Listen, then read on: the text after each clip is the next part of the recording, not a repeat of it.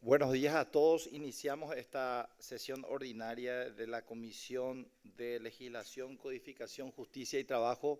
Doy la bienvenida a los señores senadores que ya nos acompañan en forma telemática, al senador Patrick Kemper, senador Juan Carlos Galaverna, senador eh, Carlos Núñez Agüero y el senador y la senadora Celeste Amarilla. También a los directores, a los asesores y a nuestros invitados. Sin más trámite, directora, pasamos al primer punto del orden del día. Sí, presidente, muy buenos días.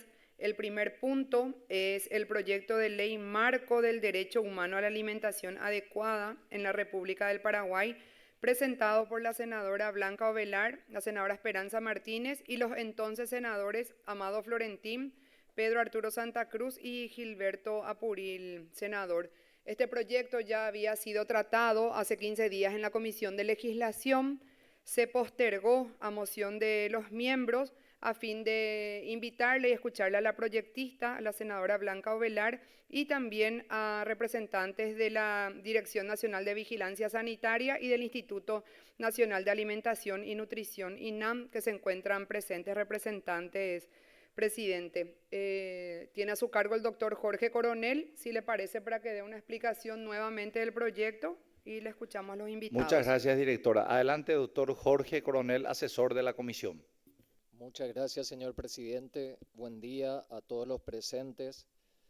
Muy bien, efectivamente, como acaba de explicar la señora directora, este proyecto de ley pretende establecer el marco del derecho humano a la alimentación adecuada en la República del Paraguay. En sí, el proyecto consta de 20 artículos, 17 sustanciales y 3 de forma, divididos en 7 capítulos, entre los cuales se establecen el objeto, el principio, la no discriminación, definiciones, ámbitos específicos de protección, la Política Nacional de Derecho Humano a la Alimentación Adecuada, el Consejo Asesor de Soberanía y Seguridad Alimentaria y Nutricional, que es creado por esta propuesta, la financiación, transparencia, rendición de cuentas, monitoreo y las disposiciones finales y transitorias.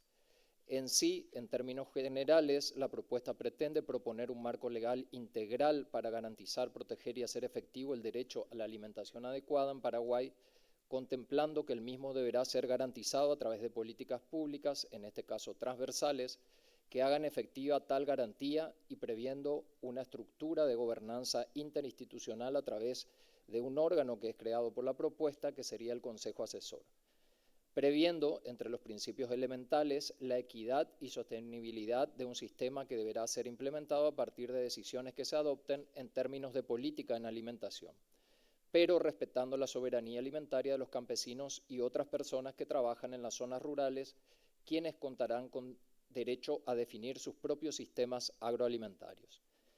El Ministerio de Desarrollo Social será el órgano de aplicación quien implementará las políticas a definir por el Consejo Asesor de Soberanía y Seguridad Alimentaria, creado por la propuesta como instancia deliberativa, consultiva y definidora de la Política Nacional del Derecho Humano a la Alimentación. Prevé finalmente mecanismos de transparencia y financiación con la obligación del Ministerio de Desarrollo Social de publicar en su sitio web oficial toda información técnica sobre la Política Nacional del Derecho Humano a la Alimentación adecuada vigente, con el marco presupuestario en aplicación del presente proyecto de ley, conforme también a la Ley 1282 del 2014 de libre acceso al ciudadano a la información pública. Lógicamente, en los antecedentes se hacen referencia al marco constitucional y a los convenios e instrumentos internacionales oportunamente adoptados por nuestro país, como hemos referido en la sesión anterior, y la Comisión de Derechos Humanos ha incorporado modificaciones interesantes, sustanciales, nutriendo el proyecto para en la versión aprobada por la Comisión de Derechos Humanos, en donde incorpora algunas definiciones, también mejora algunos principios rectores, complementariamente agrega o incorpora algunos miembros a la comisión asesora y nosotros hemos tomado como base dicha propuesta también para hacer algunas modificaciones que nos parecieron importantes, fundamentalmente que tienen que ver con compatibilidad de normativa, cuestiones de sintaxis, semánticas, etcétera, como para tener un texto más claro. Y lógicamente quedará a disposición de la comisión dicha propuesta en el caso de ser aprobada. Es oportuno mencionar que tenemos dos informes, el informe del Ministerio de Educación que acompaña la propuesta y manifiesta su conformidad haciendo algunas observaciones que ya fueron analizadas oportunamente, y recientemente hemos recibido el informe del Viceministerio de Economía y Planificación, en el que manifiesta no acompañar la propuesta. Fundamentalmente hace alusión a que un proyecto similar en el 2018 ya fue vetado y refiere nuevamente prácticamente idénticos argumentos al veto oportunamente o a la objeción hecha oportunamente. Entre ellas, o sea, lo más importante es que señala que las políticas en sí ya están desarrolladas en otros programas y a través de otras leyes que son de aplicación programática y ejecutiva, y que finalmente también hace alusión a la insuficiencia de la reglamentación o legislación parlamentaria, presupuestaria en esta propuesta. Esa es la explicación en general, señor presidente y miembros, y quedaré atento a cualquier consulta o inquietud al respecto. Muchas gracias. Representantes del Ministerio de Salud Pública, de INAVISA, INAM, si pueden identificarse, y también, por supuesto, para expresar su opinión sobre este proyecto.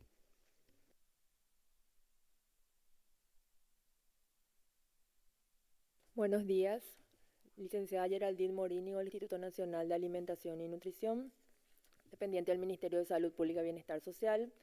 Estuvimos haciendo la revisión del proyecto de ley, el cual puede concluirse que es un proyecto que constituye una propuesta relevante que busca garantizar el derecho humano a la alimentación adecuada. Así también tenemos algunos aportes en los capítulos 1 y 2, principalmente referente a conceptos.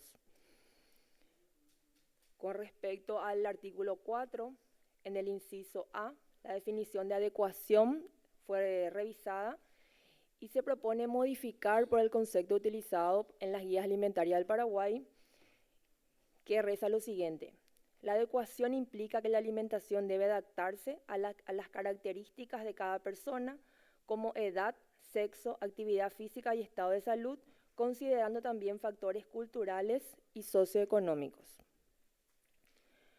Con respecto a la seguridad nutricional, si bien ya en el listado se encuentra el concepto de seguridad alimentaria, desde el INAM proponemos evaluar la pertinencia de agregar este concepto de seguridad nutricional y, en el caso que se considere que queda, reemplazar la palabra dieta suficientemente nutritiva por alimentación saludable y equilibrada.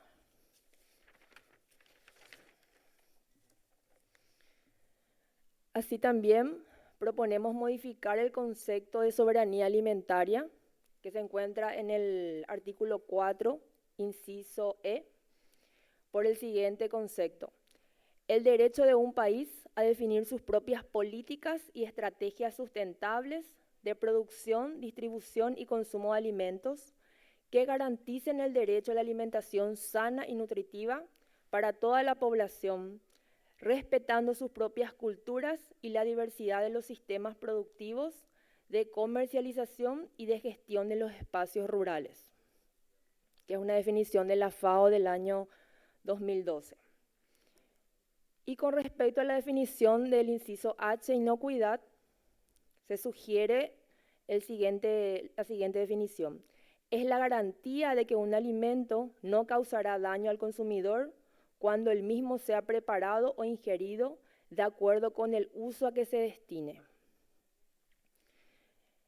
Así también, en el capítulo 2, en el artículo 6 existen varios incisos que se refieren a las condiciones que comprenden el derecho humano a la alimentación adecuada, y también es el mismo concepto de reemplazar lo que es dieta adecuada por el término alimentación saludable, que es lo que corresponde según las guías alimentarias del Paraguay y lo que también se promueve desde el Ministerio de Salud.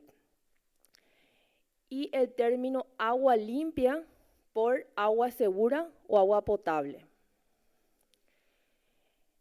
Y por último, en el artículo 9, que se refiere a la Política Nacional del Derecho Humano a la Alimentación, en el inciso 5 se menciona desarrollar el diseño de un sistema de seguimiento, monitoreo y evaluación de la implementación del Plan Nacional de Derecho Humano a la Alimentación.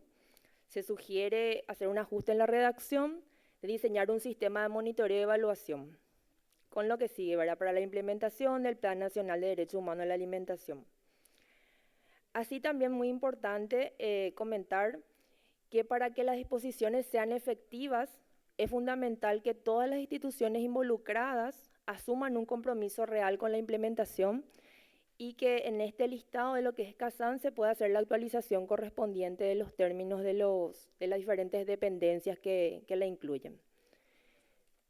Muchas gracias. Muchas gracias. Representantes de Dinavisa, por favor. Buen día. Ay. Pati.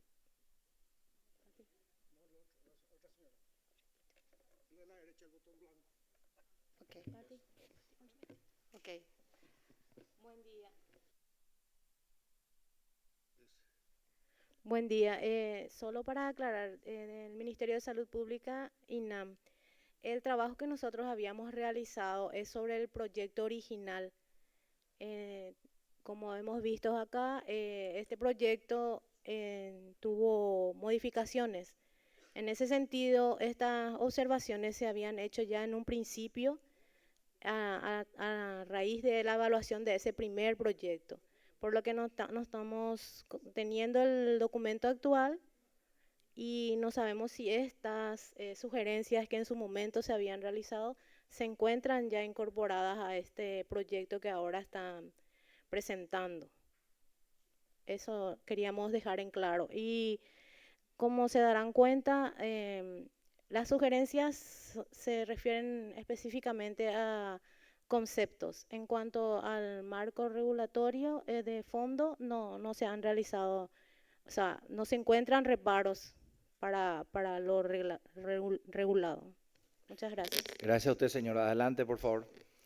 Sí, buenos días a todos. Les saluda la licenciada Patricia Echeverría. Soy la directora general de la Dirección de Regulación de Alimentos y Productos Afines de la Dinavisa. Igualmente tuvimos oportunidad de analizar este proyecto de ley.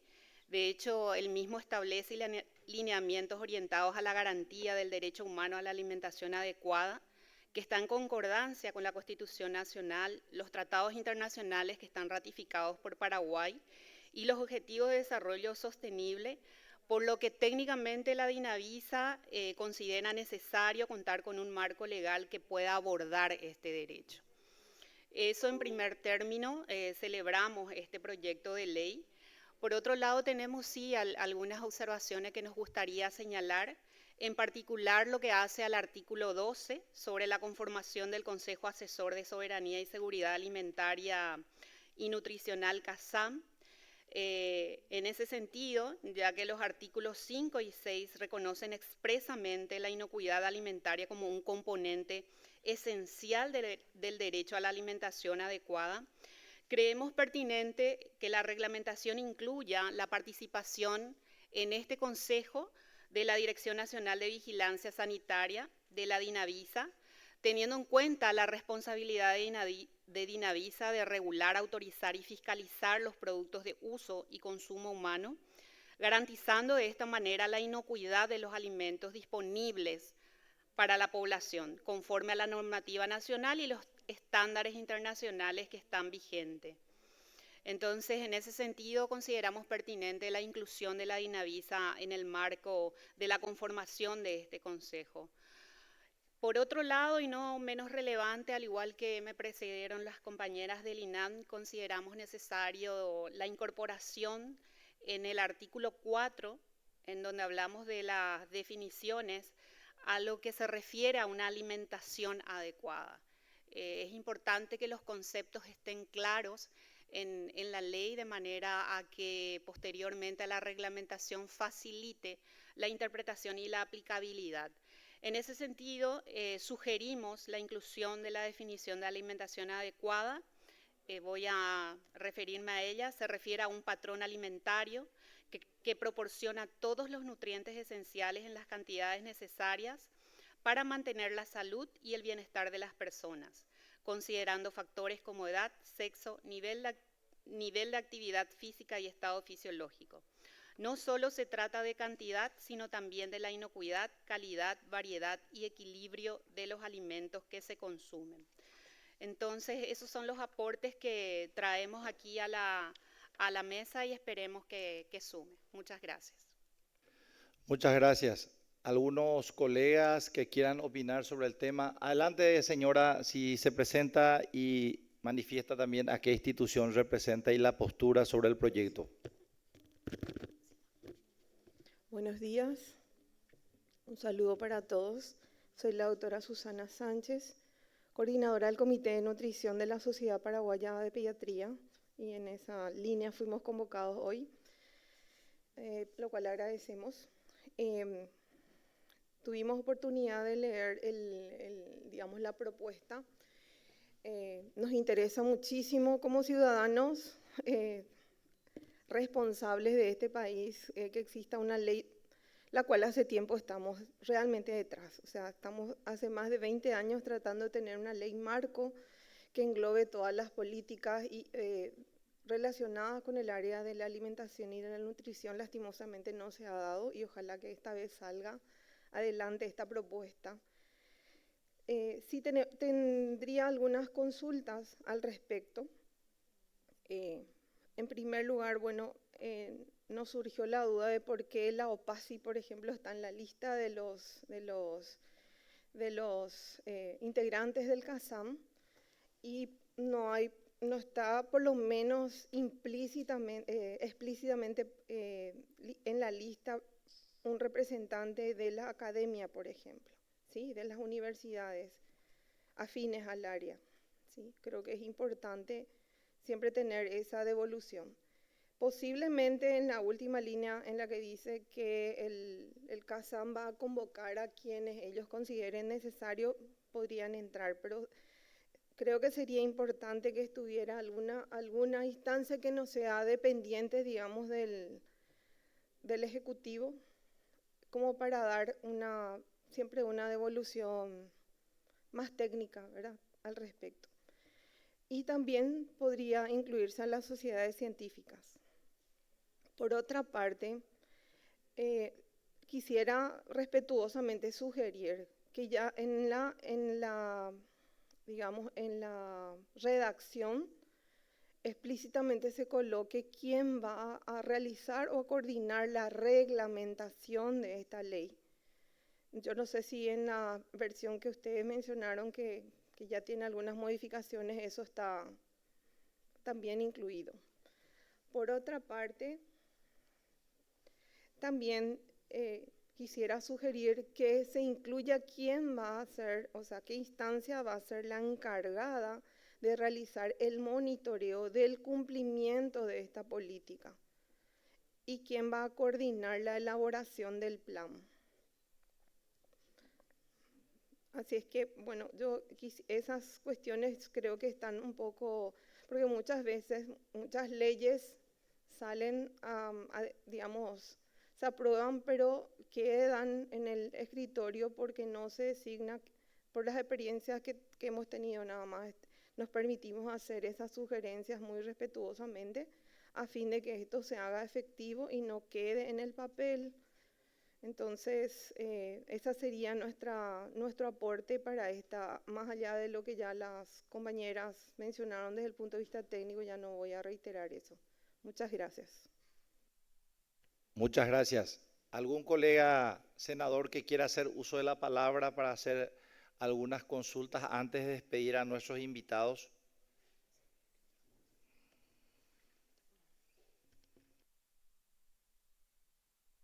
¿No hay alguna consulta? Adelante, directora. Sí, senador, una sugerencia nomás considero, si les parece pertinente también, si pueden hacer llegar por escrito lo que manifestaron, las propuestas de modificaciones que manifestaron desde el INAM, presidente, para tener por escrito eso, sería bueno. Bueno, muchas gracias. No habiendo consultas sí. No habiendo consultas por parte de los colegas, despedimos a nuestros invitados, en este caso todas mujeres, todas a nuestras invitadas. Le agradecemos su presencia también a la Sociedad de Pediatría y por supuesto que nada, obsta para que puedan presentar algún informe complementario para secundar lo que ya habían manifestado. Muchas gracias.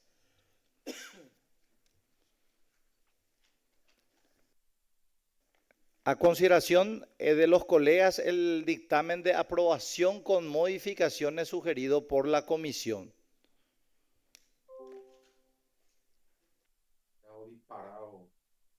Por la aprobación, presidente, con modificaciones. Muchas gracias. Yo también me sumo por la aprobación con modificaciones. Muchas gracias a los señores colegas por manifestar el sentido de sus votos. Adelante, directora, por favor, segundo punto. Sí, presidente. El siguiente punto es el proyecto de ley, el mensaje 2450 de la Cámara de Diputados, por el cual remite el proyecto de ley marco que crea la historia clínica electrónica y su registro.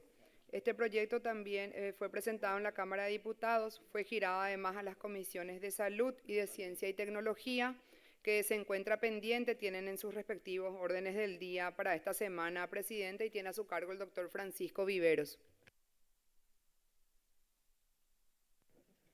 Gracias, señor presidente. Buenos días a todos. Bueno, este proyecto de ley, así como lo mencionó la directora, proviene de la Cámara de Diputados. Fue aprobado el 22 de abril de este año y cuenta con vencimiento para el viernes 8 de agosto.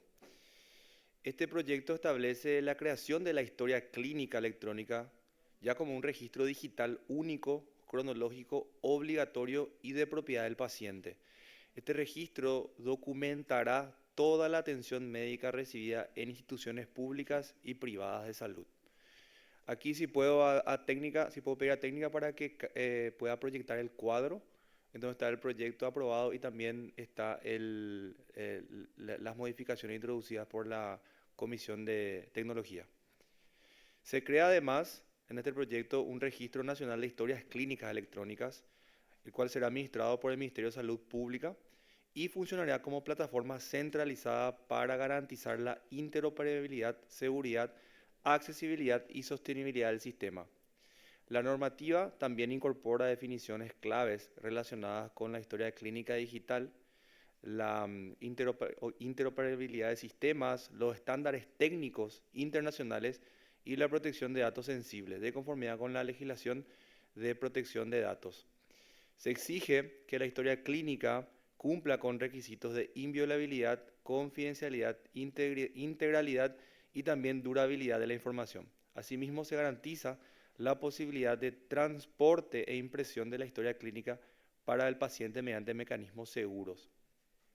La implementación y el órgano rector en todo este proyecto de ley es el Ministerio de Salud, con un despliegue progresivo y coordinado con autoridades regionales. Los establecimientos de salud, hospitales, establecimientos varios, sanatorios, deberán adecuar su sistema a los estándares técnicos definidos, capacitar a su personal, porque recordemos, vamos a pasar del papel a lo digital, y garantizar también la protección de los datos, que es algo muy complejo hoy en día. Se reconoce también, y esto es muy importante, la propiedad de esos datos, la propiedad de toda esa información, y eso corresponde al paciente, quien tiene el derecho justamente de acceder de corregir y de gestionar esos datos, así como verificar los accesos realizados a su historia clínica. La historia clínica, y esto es muy importante también, la historia clínica electrónica tendrá la misma validez clínica y legal que la historia manuscrita. Se establece un periodo de transición, eso es muy importante, para que los establecimientos de salud de todo el país se adecuen a esta ley en un plazo de 3 años. O sea, de 3 años vamos a tener que pasar del papel ya a lo digital. Y por último, la ley será reglamentada por el Poder Ejecutivo y entrará en vigencia 6 meses después de su publicación oficial. Como había mencionado, este proyecto viene de diputados. En realidad, señor presidente, señores senadores, lo que hizo diputados es, al proyecto original que había sido presentado por los legisladores, pidió informe del Ministerio de Salud Pública y Bienestar Social y también pidió informe del MITIC. Todas las modificaciones que fueron incorporadas al proyecto que llegó a Senado son a propuesta del Ministerio de Salud Pública y Bienestar Social. O sea, todo lo que pidió el Ministerio de Salud se incorporó al proyecto que hoy tenemos en la Cámara de Senadores. Que no se tomó en cuenta, y donde hay también puntos interesantes, la propuesta del MITIC. El MITIC había emitido un informe y realmente hay cuestiones que son, creo yo, muy importantes que no fueron incluidas y que de alguna u otra manera fueron incluidas por el Ministerio, por la Comisión de Tecnología, ¿verdad? Y quiero pasar justamente a nombrar cuáles son esas modificaciones que incluyó la Comisión de Ciencia y Tecnología. Primero, el proyecto cuya propuesta de modificación es de la Comisión de Ciencia y Tecnología, amplía y precisa el objeto que tiene el proyecto hoy que tenemos en Senado, ¿verdad? Porque esta propuesta de modificación realmente limita todo lo que es el legajo electrónico a pacientes atendidos dentro del territorio paraguayo y en establecimientos de salud públicos o privados. Eso creemos que es muy importante porque de alguna manera hay una restricción y también hay una limitación clara en cuanto a qué va a decir el historial clínico, ¿verdad? Por un lado. Por otro lado también, y eso en el artículo 2, el proyecto de ley habla de estándares tecnológicos y lenguajes interoperativos. Esos estándares tecnológicos y lenguajes interoperativos que están en el artículo 2 están descriptos, si pueden ver en el último párrafo, están insertados. Y ahí están, por ejemplo, cuáles son estos: HL7, FINE, SNOMED, ICT, LOINC. Esos son lenguajes interoperativos y también tecnologías que se aplicarían al tratamiento de este historial clínico. Pueden ver que se repiten y sobre eso voy a tener una consideración final, ¿verdad? Eso se mantiene. También lo que hace la Comisión de Ciencia y Tecnología, que es muy interesante, es que establece desde dónde y hasta cuándo es el historial clínico y también qué incluye el historial clínico, ¿verdad? Y ahí menciona que incluye antecedentes, diagnósticos, imágenes médicas, resultados de laboratorio, prescripciones, firmas digitales y registro de cada visita que haga el paciente a un médico. Eso no está en el proyecto que vino de diputados y sí se incorpora en la modificación de la comisión, que a mi criterio es muy interesante, a pedido del MITIC justamente, ¿verdad? También habla de trazabilidad, cosa que no habla el proyecto original y que se incorpora con la modificación de la Comisión de Tecnología, y me parece muy importante hablar de trazabilidad cuando hablamos de cuestiones relativas a software y cuestiones digitales, porque todo tiene que saber de dónde viene y específicamente cómo va a seguir, ¿verdad? La trazabilidad es muy importante en este tipo de cosas. Por otro lado, también se incorpora una función técnica del Ministerio de Salud Pública que, además de todo lo que figura en el proyecto original, como objetivo del Ministerio de Salud Pública, que siempre va a ser el órgano rector, se establece que el Ministerio de Salud Pública está facultado también para aprobar y certificar cualquier plataforma, también establecer parámetros de seguridad, accesibilidad e interoperabilidad, reducir costos y mantener sostenibilidad en el tratamiento del sistema. Entonces, como pueden ver ustedes, a la columna de la derecha está las modificaciones de la Comisión de Ciencia y Tecnología, que a pedido del MITIC incorporó ciertas cuestiones que yo considero importantes también, ¿verdad? Y que creo que deberían estar en el proyecto al momento de ser tratado. Ahora, sí hay dos cuestiones que quiero también mencionar a los señores senadores y quiero poner a consideración. Como mencioné anteriormente, como dije anteriormente, en el artículo 2 hay una expresa alusión a las tecnologías o a los lenguajes de interoperabilidad que van a utilizarse en el tratamiento del historial clínico. En el caso de que estemos de acuerdo con ir adelante con este proyecto de historial clínico electrónico, tenemos que entender que las tecnologías son muy dinámicas y por eso establecer y fijar tecnologías en una ley no creo que sea una buena idea. Creo que las tecnologías o estos lenguajes de interoperabilidad deben estar en una reglamentación a posteriori de la ley. Que la ley solamente trate esto como marco, en todo caso dejar esto abierto a que la autoridad regulatoria pueda establecer cuál será la tecnología, porque podemos quedarnos desactualizados. Por el solo hecho de poner una tecnología cerrada en una ley, la tecnología es muy dinámica y mañana, pasado, el año que viene, puede esto estar obsoleto y no se va a poder cambiar porque esto figura en una ley. Entonces mi primera sugerencia es justamente dejar esto al arbitrio o a criterio de la reglamentación, lo que va a ocupar a la autoridad regulatoria poder establecer más adelante. Eso por un lado. Por otro lado, también, si nos fijamos en lo que dice el proyecto, no hay ningún artículo que suponga la aplicación de alguna pena para una conducta ilícita. ¿Cuáles son las conductas ilícitas que pueden existir en el marco de este proyecto de ley? Por ejemplo, acceso indebido a la historia clínica electrónica, ¿verdad? Una persona puede acceder sin tener un permiso, sin tener una autorización a la historia clínica de un paciente. Segundo, filtración o divulgación de datos sensibles. Acá hablamos siempre de datos sensibles. Alguien puede filtrar, puede divulgar, puede publicar eso. Tercero, se puede alterar, se puede falsificar o se puede manipular datos clínicos. Eso tampoco está en el proyecto de ley y no hay ningún castigo para la persona que haga eso. Cuarto, omisión deliberada del registro clínico. Un doctor puede deliberadamente no cargar una consulta médica, no cargar una visita y eso de alguna u otra manera también tiene que ser castigado, ¿verdad? Y por último, puede ser también uso del sistema para fines no autorizados o comerciales, ¿verdad? Utilizar la información de todos nosotros que va a estar en una base de datos para algún fin comercial. Eso no tiene el proyecto de ley y yo creo, señores senadores, que eso sí hay que incorporar, ¿verdad? De hecho como justamente hablaba con los compañeros antes de que inicie la sesión, hoy tenemos una ley de datos crediticios.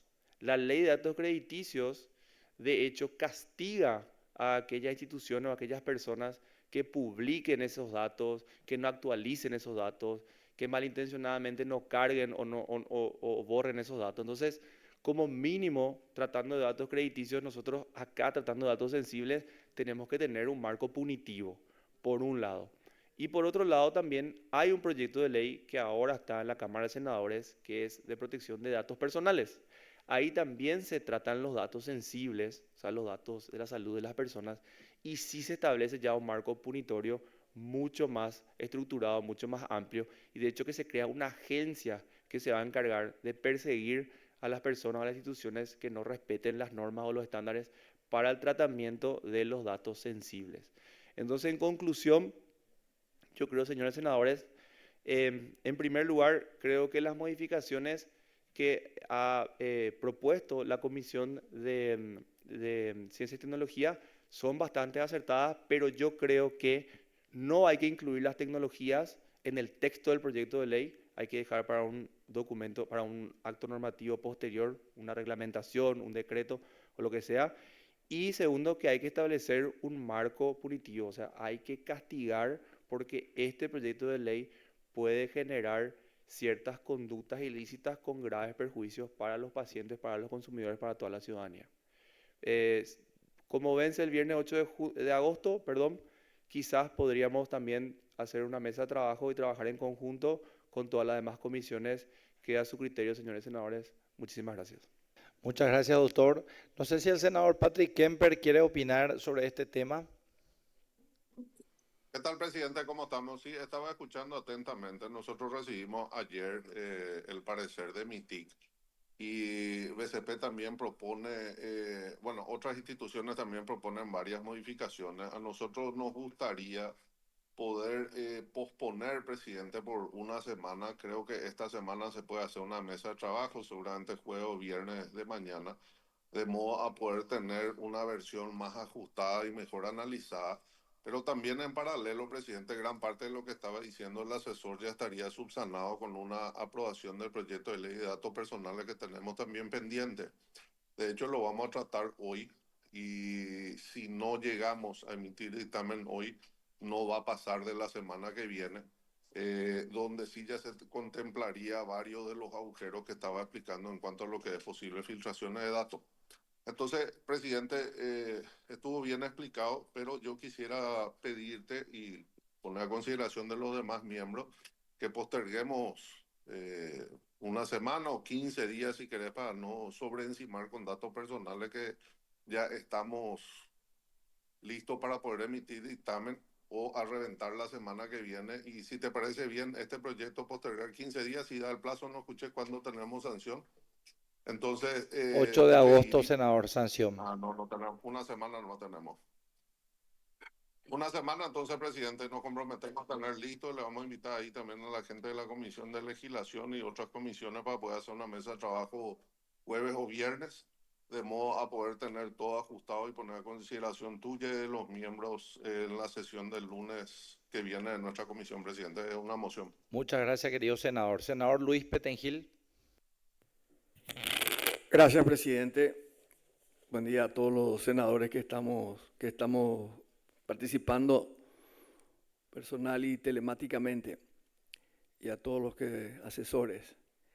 Presidente, esta ley es muy importante, sobre todo desde el punto de vista de la gente, ¿verdad? Porque vos podés vivir en Asunción y tener un accidente en otra localidad, ¿verdad? Entonces te vas al hospital del Guairá, o si tu accidente es por ahí, o si es por Ciudad del Este, en el hospital del Este, ¿verdad? Entonces se requiere tu ficha, ¿verdad? Para que realmente el médico, porque generalmente no siempre el accidentado puede ir respondiendo cosas, ¿verdad? Hay veces que el accidentado está en muy malas condiciones. Lo único que se sabe es que por sus documentos, nombre y número de documento. Entonces, ahí, por ejemplo, esta ficha que va a estar, según acá entiendo, en el Ministerio de Salud Pública o en algún centro donde van a estar todos estos datos, es muy útil, ¿verdad? Porque ahí ellos pueden sacar la información y ya saber si tiene problemas cardíacos, si azúcar, etcétera, ¿verdad? O cualquier otro impedimento que ya tenga la persona, ¿verdad? Por eso la historia clínica de ese punto es importante, muy importante, ¿verdad? Pero ya se intentó hacer esto anteriormente, según me explicaron, y los problemas son entre los particulares y entre los públicos, ¿verdad? Los entes particulares no quieren dar la información de sus pacientes porque dicen que son privilegiados, que son datos personales, etcétera, etcétera. Pero acabo de escuchar a nuestro asesor que dijo que el dueño de la historia clínica es el paciente, no el sanatorio o no el hospital tal donde fue atendido, ¿verdad? De lo cual eso es bastante importante porque delimita, o sea, al tener el accidente puede hacer, ¿verdad? Pero tiene que tener hay gente que quiere cambiar de seguro, por ejemplo. Entonces solicita para el cambio de seguro toda la información del seguro anterior. Por supuesto que el seguro anterior no le quiere dar esa información, ¿verdad? Entonces, hay muchas cosas que tendríamos que ver y así como dijo el senador Kemper, una semana más nos va a venir muy bien para tratar de hacer una ley útil, porque si no después ellos van a... Acá el tema de la seguridad del paciente, de la confidencialidad, etcétera, es el tema primordial que todo el mundo esgrime para no sociabilizar, digamos, porque el que va a pedir es algún médico de otro sanatorio, de otro hospital, va a pedir a través del director del hospital, no es que va a pedir el médico Pedrito nomás, porque quiere los datos del paciente. Tiene una burocracia que hace que la seguridad del paciente, etcétera, la confidencialidad esté asegurada, ¿verdad? Porque sabemos que en política se utiliza muchísimo cualquier argumento y tenían inclusive miedo de que utilicen eso como en la parte política cuando se está discutiendo, están candidatos entre ellos opuestos, entonces pueden usar estos datos, ¿verdad? Lo cual yo considero realmente ya un caso muy extremo, ¿verdad? Porque imagínate hasta qué nivel tendría que llegar la discusión, pero me parece que esta semanita nos va a venir bien y me adhiero a eso, presidente. Muchas gracias, senador. A consideración el pedido de posposición por una semana del presente punto. Aprobado por unanimidad. Seguimos, directora. Sí, presidente. El siguiente punto es el mensaje 2492 también de la Cámara de Diputados, por el cual remite el proyecto de ley que prohíbe la introducción no autorizada de teléfonos celulares, satelitales, equipos informáticos o cualquier medio de comunicación electrónico o no en los centros penitenciarios y centros educativos en contexto de encierro. Se encuentra pendiente también en la Comisión de Derechos Humanos este proyecto, así como en la Comisión de Ciencia y Tecnología. La semana pasada se llevó adelante una mesa de trabajo, presidente, que puede contextualizarnos el asesor, el doctor Lucas Barrios, si le parece. Muchas gracias, directora. Asesor, doctor Lucas Barrios, adelante. Bueno, presidente, señores miembros, en primer lugar, este proyecto de ley, en verdad, a pesar del nombre de la cápite, lo que hace es penalizar una conducta específica que es el ingreso de aparatos celulares, incluyendo toda la gama de notebook, tablets, dispositivos tecnológicos, cualquier aparato que sirva para la comunicación exterior, ya sea tarjetas SIM, enrutadores, antenas satelitales, adaptadores, red, cargadores, cables, etcétera. En concreto, esto es lo que propone la Cámara de Diputados, ¿verdad? Penalizar, y bueno, a partir de ahí hay 4 artículos en el cual se va agravando eventualmente si, por ejemplo, cuenta con la connivencia, si es el propio funcionario público el que introduce estos elementos en la cárcel. Bueno, esto para contextualizar un poco el contenido de la propuesta legislativa que viene de la Cámara de Diputados. Ahora, en la semana anterior tuvimos una mesa técnica de varios estamentos del Estado. Estuvo presente el Mecanismo Nacional para la Prevención de la Tortura, que es hasta ahora el único organismo que ha presentado por escrito una posición oficial institucional y en el cual ellos en esa presentación, y aparte también lo manifestaron en la mesa técnica, de que ellos se oponen a este proyecto de ley, pero que si hay una decisión política en el cual podría avanzar la penalización de esta conducta, ellos acercan unas modificaciones bastante atinentes que la puedo explicar más adelante. En segundo lugar, también estuvo presente el Ministerio de Justicia, estuvo representado por el viceministro de Política Criminal, quien manifestó una posición, al menos verbal, porque todavía no hay una presentación escrita institucional del ministerio, y en esa ocasión el viceministro de Política Criminal manifestó que se opone tenazmente a este proyecto porque para ellos ya todo está legislado e incluso esta cuestión es una cuestión administrativa de control interno de las penitenciarías y que para ellos sería llegar a penalizar cuestiones que tal vez muchas personas podrían afectarse debido a su trabajo, no solo los defensores públicos, sino los agentes del mecanismo de tortura, las comisiones de derechos humanos, funcionarios que puedan y que necesitan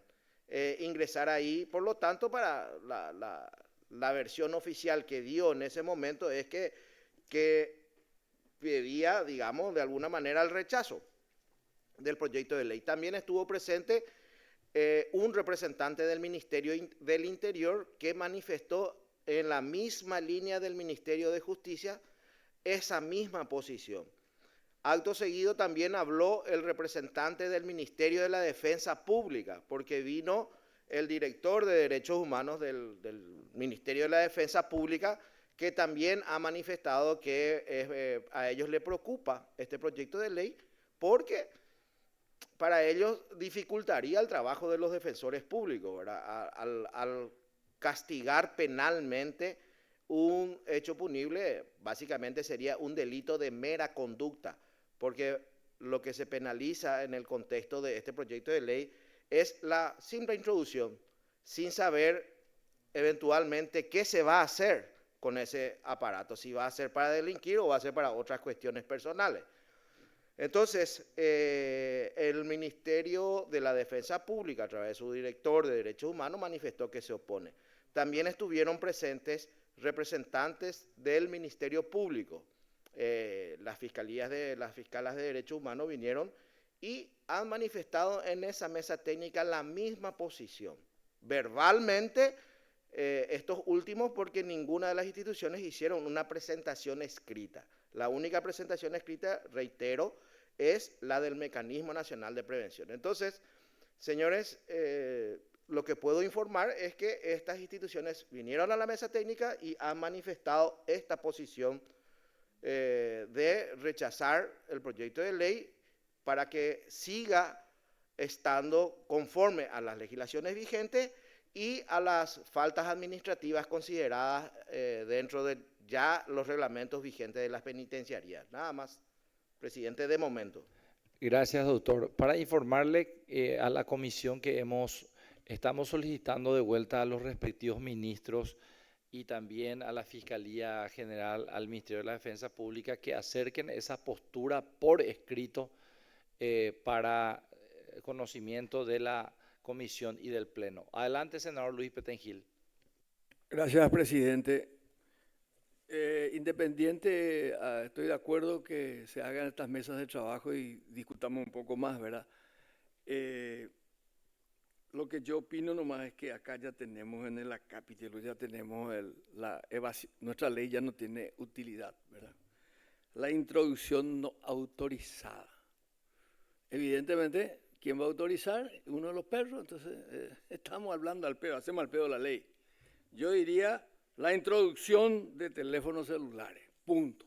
No, el no autorizado está eliminando totalmente la ley, porque va a haber un tendotá que va a decir yo soy el que autoriza y se va al diablo toda la intención de la ley. Y solamente en el caso posterior, yo sugeriría, ya que tenemos muchas noticias de la aplicación de las leyes, entiendo, ¿verdad?, que siempre se pone hasta 2 años, hasta 3 años. Yo le quitaría el hasta. 2 años, 3 años, para pleito. Igual que estamos queriendo cambiar escuché que hay una propuesta de llevar de 25 años a 100 años, no sé qué, o 90 años de prisión. Yo lo que digo es, ese hasta hace que la justicia la aplicación de la justicia se haga en forma muy subjetiva. Así es, presidente. Entonces, para no ser agraviante, pues ya iba a decir otra cosa, barbaridad iba a decir, entonces mejor subjetiva. Entonces, esa palabra hasta ya tenemos que eliminar. Entonces, el que introduce 2 años, o para pleito, no hay... no introdujo, pero no tenía, era una marca medio cachai nomás. Entonces ahí pues entran todo el tema y te ponen el periodo que no te podés ir preso, ¿verdad? Y, o sea, tu ley es inútil, ¿verdad? Yo creo que este de 2 años, por ejemplo, es escarcelable totalmente, ¿verdad? Entonces, y el otro que es 3 años y es causado de tal cosa, hay que ponerlo, no escarcelable. Entonces, entonces vos sabés cuánto te va a costar meter este celular. 3 años me voy a ir preso. Entonces, y no hay escarcelación, no hay domiciliario, no hay, ¿cómo se llama eso de poner por el pie? Tobillera, andaiporio, mía. Todo es directamente así. Yo creo que nosotros tenemos que ir cambiando nuestro código antes que de ponerle números absurdos de 80, 100 años de prisión, ponerle que todo asesinato, 25 años. No hay, porque ¿cómo vamos a calificar los asesinatos? ¿Verdad? Entonces, el asesinato de quién vale más, el de quién vale menos, o sea, depende de quién se muera. Es 25 años y si se muere otro nomás, es 15 nomás o 10 nomás. Le quitamos la vida a una persona. No veo que tenga que haber subjetividad ahí, porque si no, tenemos todas las historias, como este último caso, ¿verdad? Que realmente indigna a toda la población y a todos los que tenemos alguna responsabilidad legislativa en este momento. Te indigna porque el juez le suelta y le manda a donde está. Y justamente la ley, en este caso, como ejemplo nomás pongo, en este caso que le soltó al violador, en todas las jurisprudencias de otros países, justamente la violación es algo que no se puede, buen comportamiento, es imposible que ocurra que el tipo o la persona que haya cometido la violación, es prácticamente imposible que se regenere porque es una enfermedad mental. Pegando cueramo, ay, nunca. El otro que accidentalmente le mató porque el otro le atacó y ahí se medio y no llegó a hacer defensa propia, ese sí puede ser recuperado, ¿verdad? Por eso se eliminó la pena de muerte, porque decían que con la pena de muerte, el tipo que ya estaba ahí, si no le mato, me va a denunciar, va a decir que era yo, etc. Entonces, había más crímenes cuando había la pena de muerte. Entonces, por eso es que se eliminó. Yo estuve preguntando, ¿por qué se eliminó la pena de muerte? Y me explicaron, porque en todos los estudios que hicieron, y había ahí un Schomburg o algo así por el estilo, yo no recuerdo mucho los nombres de eso, que hizo un estudio de muchos años y dijo, es peor poner la pena de muerte porque el asesino está obligado a matarle al tipo, porque ya me van a ver, él me vio, él me va a liquidar. Entonces, sin embargo, con esta pena de prisión, 25 años más los 10 años de agravante, etcétera, es bueno, ¿verdad? Es mucho mejor. Dicen que disminuye mucho más la cantidad de asesinatos que ocurre. Eso en otros países, ¿verdad? Estudios realizados. Y por eso que siempre yo digo que el tipo le suelta a un violador que tenía no sé cuántos años tenía, pero le suelta al 3er año, creo que ya le soltó, ¿verdad? O 2 años o 3 años. Y le manda a la misma cuadra donde vivía en la compañía y la saca uno de esos, ¿verdad? Entonces, ahí está el resultado. Le viola y le mata, ¿verdad? Y como nosotros tenemos que legislar para la gente, yo digo que tenemos que ir tomando todas estas precauciones y eliminar toda esta. Entiendo que el juez tenga su rango de aplicación, etcétera, pero en nuestro país eso no está ocurriendo, entonces tenemos que buscar alguna forma de salvaguardar eso, ¿verdad? Entonces, en vez de poner 100 años de prisión, ponerle 25 y 10 que no pueda ser escarcelable, ¿verdad? En caso de asesinato o lo que sea. Pero ahí cuando ponemos la subjetividad, como está en esto, si es que corregimos, ahora vos que te toca Lucas Barrio, le hacemos esta modificación si les parece, ¿verdad? Ustedes son abogados, yo no soy abogado. Gracias, presidente. Muchas gracias, senador. Directora. Presidente, y esta propuesta si se posterga 8 días para escuchar de vuelta a las autoridades o lo que resuelvan. O sea, acá tenemos la opción de dictaminar o esperar el informe por escrito de las autoridades y dictaminamos el próximo lunes. A consideración de los colegas. Propuesta por el próximo lunes del senador Petengil, a consideración. Se posterga por una semana. Último punto, directora, del orden del día.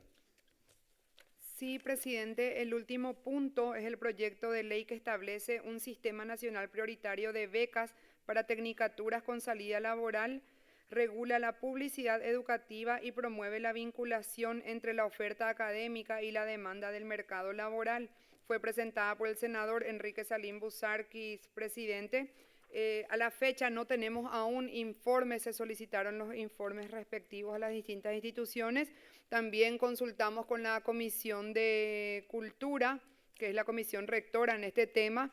También están aguardando los informes, presidente, entonces no tenemos aún preparado el escenario como para poder dictaminar. ¿Cuándo vence, directora? Y no tiene vencimiento porque somos Cámara de Origen. A consideración, entonces, una postergación de por lo menos 15 días sobre el presente punto. Aprobado. Muchas gracias a los señores miembros y a los asesores por esta reunión del día de hoy. Muchas gracias. Chao, presidente. Chao a todos.